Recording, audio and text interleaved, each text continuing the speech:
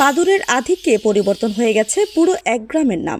আগে ছিল ঝিটকিপোতা, বর্তমানে সবাই চেনে বাদুড়তলা নামে। আধুনিক সভ্যতা বিকাশে বন উজাড় হওয়ায় পশু পাখি হারাচ্ছে তাদের বাসস্থান। সেখানে বিলুপ্তপ্রায় এই স্তন্যপ্রায়ী প্রাণীটি ছোটখাটো অভয়ারণ্য সৃষ্টি হয়েছে ঝিনাইদহের মহেশপুর উপজেলার নেপা ইউনিয়নে। স্থানীয় কবরস্থানের একটি বটগাছে ঝুলছে হাজার হাজার বাদুড়, যা দেখতে প্রতিদিন দূর দূরান্ত থেকে আসছেন দর্শনার্থীরা। নেপা ইউনিয়নের ওই গাছটিতে প্রায় 50 বছর আগে কিছু বাদুড় বসবাস শুরু করে। পরে কয়েক বছরে সে সংখ্যা বেড়ে দাঁড়ায় কয়েক হাজারে। একসময় বাদুড়ের আধিক্যে ঝিটকিপোতা গ্রাম নাম হারিয়ে নতুন বাদুড়তলা ধারণ করেছে। স্থানীয়রা তাদের উত্ত্যক্ত না করায় সেখানে স্থায়ী আবাস গড়েছে বাদুড়ের দল। সীমান্তবর্তী এলাকা হওয়ায় দিনে রাতে খাবার সংগ্রহে যায় ভারতে, পরে ভোর রাতে ফিরে আসে। গাছটিতে বসবাসরত 8 থেকে 10 হাজার বাদুড় দেখতে প্রতিদিন দর্শনার্থীরা ভিড় করেন।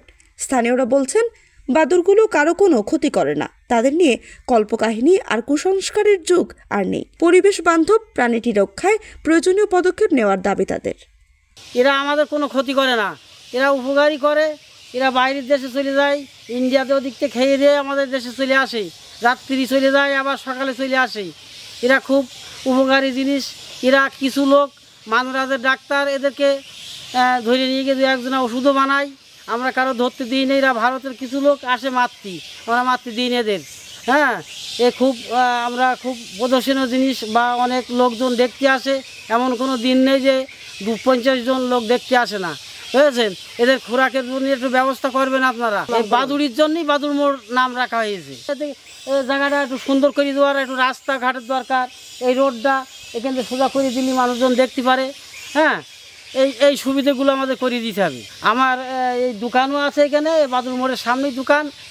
এই হচ্ছে কি আমি লোকজনের আরও সুযোগ সুবিধা করে দেওয়ার জন্যই, যে এদিক থেকে গিলে এদিকে দেখার কোনো সমস্যা হয় না।